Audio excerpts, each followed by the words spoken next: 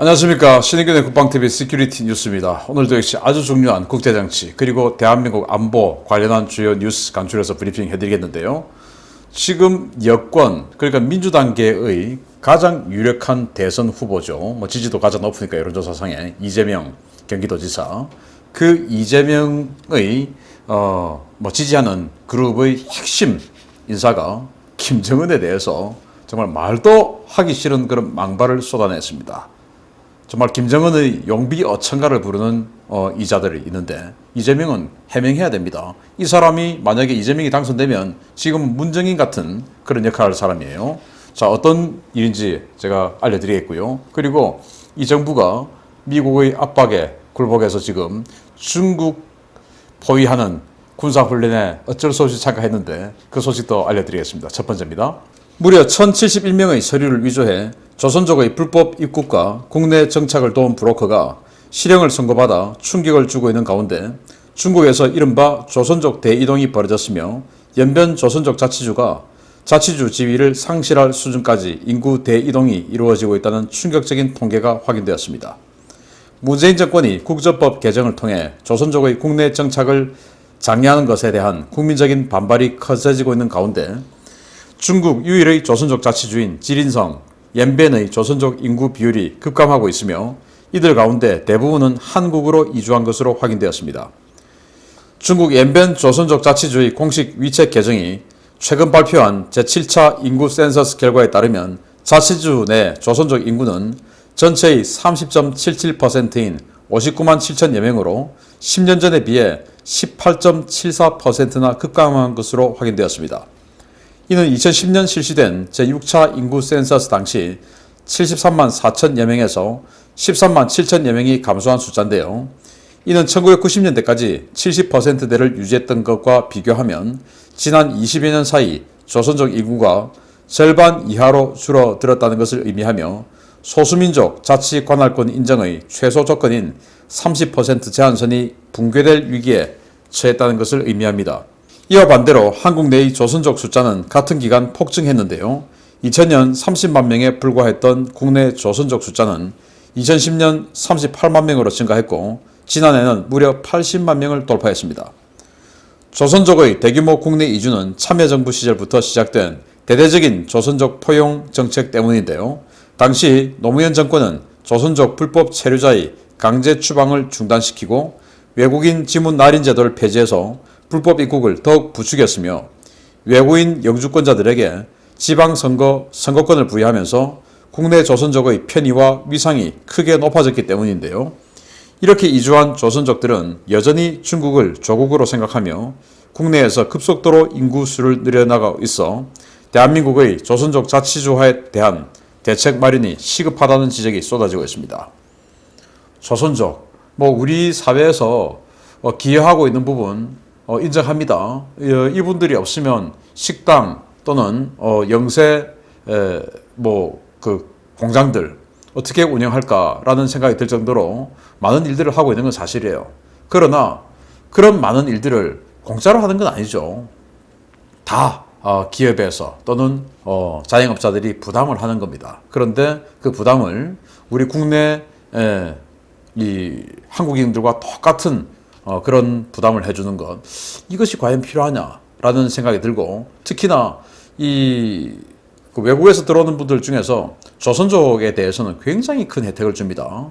그래서 교육, 의료, 또 금융, 이런 여러 가지 세제 혜택들, 또 대학에 진학할 때도 특별히 또 뽑아주는 특별 전형까지도 마련할 정도로 굉장히 많은 그런 혜택을 주는 게 조선족이고, 그러다 보니까 연변 조선족, 기림성이죠. 연변 조선족 자치주가 있는데 여기에 한 20년 전까지만 해도 인구 비율이 조선족이 한 70% 정도 됐던 게 지금은 30.77%. 그런데 30% 이하로 들어가면은 그 자치주 성립 요건이 사라진다 이겁니다. 그래서 이제는 중국에 조선족 자치주 없어지는 거예요. 이런 상황까지 간 겁니다. 그런데 그 사람 다 어디 갔냐? 한국으로 온 겁니다. 왜 왔냐? 오는 걸 장려했으니까 온 거죠. 2005년부터 즉 노무현 정권 시대 때부터 그들에게 참정권을 줬습니다. 물론 국회의원 참정권은 아니고 지방선거 참정권이에요. 시의원, 구의원, 군의원, 도의원, 또는 시장 군수, 도지사 이런 사람들을 뽑는 데 대한 참정권을 준 겁니다. 이게 말이 됩니까? 이 신인균의 국방TV 애청자, 애독자 여러분들 중에서도 미국이나 이런 다른 외국의 영주권자들 많이 계세요. 과연 LA 시장 뽑을 때 투표하십니까? 안 하죠. 영주권자들은 안 하죠. 시민권자들은 당연히 하는데. 그런데 우리나라는 해줍니다. 왜 해주냐? 아니 조선족들 불렀더니 대부분 민주당을 찍더라 이겁니다. 그러면은 지금의 야당인 보수 성향의 정당들은 뭐 했냐? 뭐 했냐 이겁니다. 아니 이들을 뭐 이렇게 제안하는 그런 법안을 상정하고 하면은 자신에게 올 표가 안 올 것 같습니까? 아닙니다. 원래 애초에 자신에게 갈 표가 없는 겁니다. 그러면은 강력하게 제안해야죠. 여기에 대해서. 글로벌 스탠다드를 따라야죠. 그런데 여기 와서 이런 식으로 6.25 주간에 인민해방군 군복을 입고 우리 조국은 중국이다 라고 부르짖는 사람들에게 참정권까지 주면서 해당 지역의 민주당 구의원, 민주당 구청장, 민주당 시장 군수를 뽑게끔 만들어주는 이 제도에 왜 동의합니까? 바로 제안해야죠. 그리고 왜 우리 돈으로 어마어마하게 의료보험비를 내는데 이 사람들에게 막 결핵약을 어떤 뭐 의사들 뭐 증언을 하는 데 있어요. 결핵약 1,000만 원어치를 처방받아서 간다. 그 돈 다 우리 거 아닙니까? 왜 이렇게 과도한 혜택을 주냐 이겁니다. 보편적인 글로벌 스탠다드의 그런 이주 정책을 하기를 바랍니다. 자, 두 번째입니다. 미국과 호주 주도의 정례 대중국 군사훈련인 탈린스만 세이버 훈련에 우리나라가 사상 처음으로 참가한다는 소식입니다. 반중 전선에 동참하라는 미국의 지속적인 압박에 따른 것인데 중국의 반발이 예상됩니다. 우리 군이 미국과 호주, 일본, 뉴질랜드 등이 참가하는 정례 군사훈련인 탈린스만 세이버 2021 훈련에 한국형 구축함을 파견한다고 국방부가 28일 밝혔습니다. 국방부 부승찬 대변인은 탈린스만 세이버에 참가하는 것은 맞다라며 연합작전 수행 능력을 향상하기 위해서 올해 최초로 참가하는 것이며 특정국 견제 목적이 아니다라고 주장했습니다. 2005년부터 경연제로 실시되는 이 훈련은 올해 미국과 호주, 일본, 뉴질랜드, 캐나다, 영국 등 6개국 연합전력과 한국 해군 등 19,000여 명이 참가할 예정인데요. 훈련은 고강도 해상전부터 특수전, 지상작전에 이르기까지 중국을 겨냥한 다양한 시나리오가 이번 훈련에 적용될 계획입니다. 군 당국이 중국의 강력 반발에도 불구하고 이번 훈련 참가를 결심한 것은 미국과 동맹국들이 JADC2, 즉 Joint All Domain Command and Control, 합동 전역력 지휘 통제 체계 구축을 서두르고 있다는 상황에서 더 이상의 연합훈련 불참은 미국과의 연합작전 공조체제 유지에 문제가 있다는 판단 때문인 것으로 풀이됩니다. 문제는 중국인데요. 중국은 이 훈련이 자국을 겨냥한 훈련이라고 매번 강력하게 비난해왔던 만큼 8월 실시되는 이번 훈련에 참가하는 우리나라에 대해 중국이 어느 정도 수준의 비난을 쏟아낼지 지켜봐야 하겠습니다. 탈린스만 세이버는 미국이 호주 인근에서 와서 하는 훈련인데 여기는 이 영국을 비롯해서 파이브 아이즈라고 하죠. 영연방 국가들, 영국, 캐나다, 호주, 뉴질랜드, 여기다가 미국 이렇게 해서 파이브 아이즈 국가들과 같이 합동 훈련을 하는 거예요. 2005년부터. 자, 2005년은 바로 중국이 급부상해서 미국의 패권을 본격적으로 위협하는 바로 그 시기죠. 당연히 대중국 포위 전략이고 여기에 이제 일본을 넣어서 6개국이 합동 훈련을 해왔고 그래서 이제 이 정부 들어와서도 우리나라도 지속적으로 이제 참가를 하라라는 압력을 받아왔으나 우리는 참가를 안 했죠. 그러나 올해 참가를 하지 않으면 이제는 도저히 안 되는 상황까지 간 겁니다. 왜냐하면 현대전은 네트워크전 아니겠습니까? 그런데 중국을 포위하는 데 있어서 여러 동맹국들이 각자 자기가 가지고 있는 자산들을 전부 네트워킹하는 훈련들을 해야 돼요. 그런데 한국이 이번 훈련마저 빠지면 아예 여기에서는 이제 낄 수 없는 상황이 되는 겁니다. 그러면은 앞으로는 끼고 싶어도 못 끼는 상황이 되는 겁니다. 그냥 끝인 거죠. 그럼 군사적으로 끝나면 이 동맹의 카테고리에서 벗어나게 되면 외교적으로, 경제적으로도 굉장히 불이익을 받게 되겠죠. 그래서 이번에 한미 정상회담에 의제에서 이거 반드시 참석해야 된다라는 압박 아마 이런 것들이 작용을 했던 것 같습니다. 그래서 정말 훌며 계좌 먹기로 여기에 참가한 것 같은데, 근데 국방부 대변인 이야기는 이건 뭐 특정 국가, 즉 중국 그 포위하는 그런 겨냥한 그런 훈련 아니다라고 하는데, 아니 이 훈련 성격을 한국이 지금 지정합니까? 아니죠. 여기에는 미국과 호주를 비롯해서 이 파이브 아이즈 국가 플러스 일본이 합동으로 하는 훈련인데, 아니 이런 파이브 아이즈 국가에다가 특히 영국 지금 뭐 중국에게 얼마나 지금 이갈리는 게 많습니까? 그 국가들이 동남아시아에서 훈련을 하는 게 중국 겨냥한 훈련이 아니고 뭐겠습니까?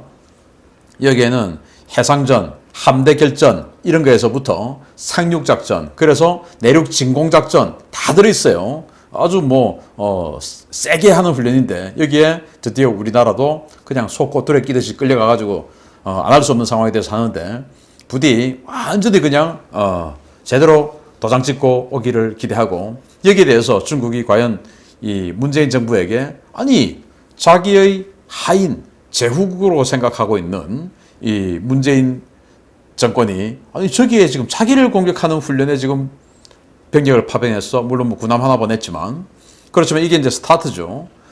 우리 한국 정부에게 어떤 어필을 할지 기대됩니다. 좀 세게 어필해서 그냥 한국 정부 절절절절 매는 꼴을 국민들이 제대로 보고 저들의 민낯을 제대로 알 수 있는 기회로 삼아주기를 기대합니다. 저는 뭐 중국 정부 정말 싫어하지만 이번에는 중국 정부가 우리 대한민국 정부에게 아주 강한 어필을 하기를 기대합니다. 우리 국익에는 아주 단기적으로 나쁘지만 저는 장기적으로 우리 국민들이 이 정부의 실체를 볼 수 있는 그런 기회가 되진 않을까라고 생각해서, 이보 전진을 위한 일보 후퇴 차원에서 중국 정부 이번에 힘 한번 내세요. 제가 이런다고 해서 야 신인균이 친중파냐 이런 엉뚱한 말씀은 하지 마시길 바랍니다. 제가 드리는 말씀이 어떤 말씀인지 아시겠죠? 세 번째입니다. 정말 이갈리는 뉴스입니다. 김정은에 대한 일방적인 옹호와 구걸을 쏟아내며 국내외에서 융단 폭격을 맞고 있는 문재인을 비롯한 더불어민주당의 백두혈통에 대한 인식은 한결같은 것 같습니다. 이번에는 민주당 유력 대선주자 캠프 핵심 관계자 입에서 김정은에 대한 믿기 힘든 찬양이 쏟아졌습니다. 문재인이 세계적인 주간지 타임지에서 김정은에 대한 찬양을 쏟아내어 전 세계인의 지탄을 받았던 사건이 가라앉기도 전에, 이번에는 여당 내 실력자 입에서 김정은 찬양이 쏟아져 나와 논란이 되고 있습니다. 문정인과 함께 친노 계파의 외교안보정책 대부로 알려진 이종석 전 통일부 장관은 26일 제주에서 열린 제16회 제주포럼에 참석해서 김정은 위원장에 대한 북한 주민들의 지지는 상당히 높은 편이다 라며 집권 초기에 비하면 김 위원장의 권력은 상당히 안정되어 있다 라는 대단히 황당한 주장을 내놓았습니다. 이종석은 김정은 위원장의 북한 정권은 김정일 시기와 비교해도 더 안정적이고 지속 가능한 정권이다 라며 국가 운영 방식도 과거 군사 국가에서 당과 내각이 주도하는 정상 국가로 이미 이행됐다 라며 북한을 정상 국가라고 평가했습니다. 이종석은 핵실험이나 대륙간 탄도미사일 발사를 하지 않고 남북관계에서 물리적 충돌을 하지 않고 자제하면서 미국에서 아무것도 얻는 것이 없는데도 이를 유지하고 있는 것은 김 위원장이 얼마나 실용주의적인가를 보여주는 것이다 라며, 김 위원장은 절대 왕조 국가의 군주 특성과 함께 현대의 기업 CEO의 자질을 겸비한 리더십을 갖춘 지도자라고 극찬했습니다. 이종석은 현재 민주당 유력 대선주자인 이재명 경기도지사의 대선 캠프 이제 풀격인 민주평화광장 공동대표를 맡으며 민주당과 이재명 캠프 내에서 상당한 영향력을 행사하고 있는데요.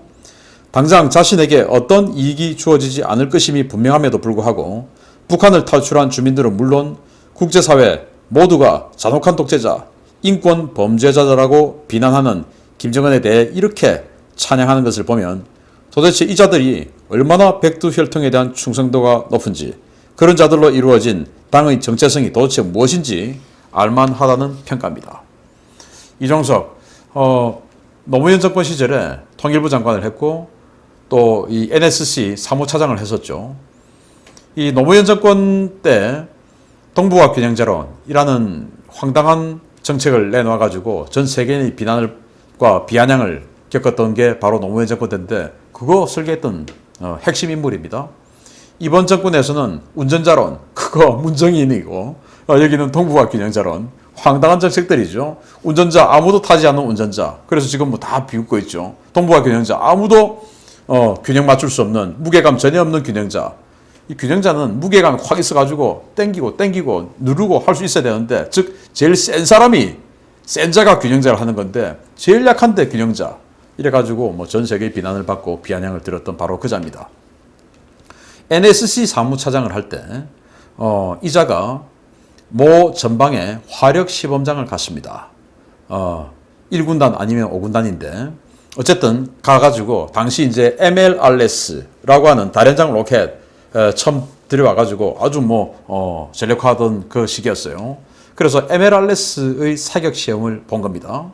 그래서 MLRS 확 날아가고 뭐 이렇게 하는 것을 보면서 당시 이제 군단장하고 그 핵심 간부들이 자랑스럽게 이제 브리핑을 한 거죠.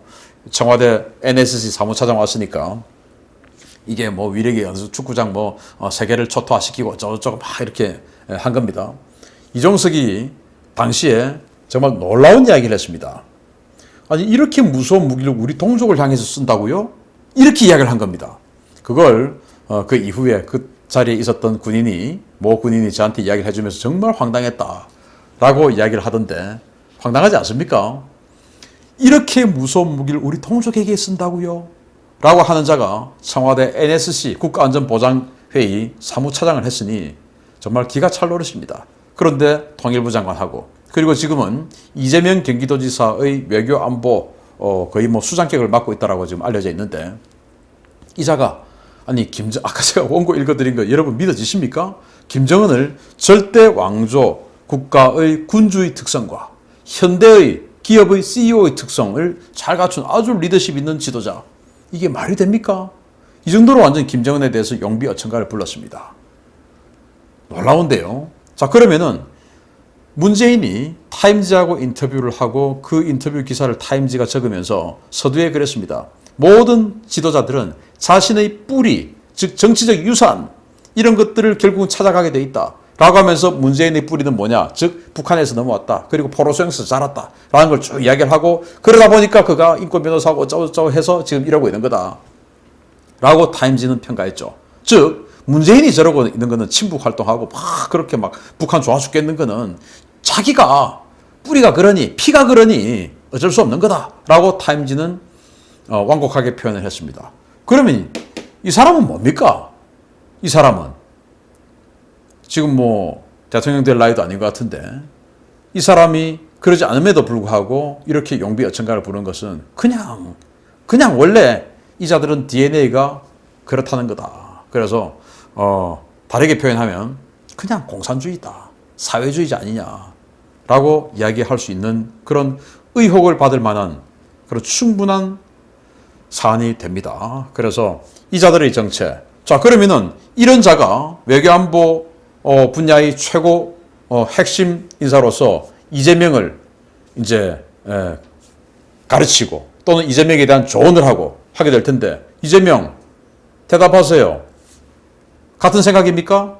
해명해야 됩니다. 그러지 않으면 이재명 당신은 친북주의자라는 의혹을 떨치지 못할 것으로 보입니다. 대답하세요. 신의균의 국방TV 구독, 알림 눌러주셔서 이 대선 기간에 정말 중요한 이 기간에 우리 외교 안보 관련해서 누가 과연 옳은지 알 수 있게끔 많은 여론을 퍼뜨릴 수 있게끔 구독, 알림, 좋아요 눌러주십시오. 마치겠습니다. 감사합니다.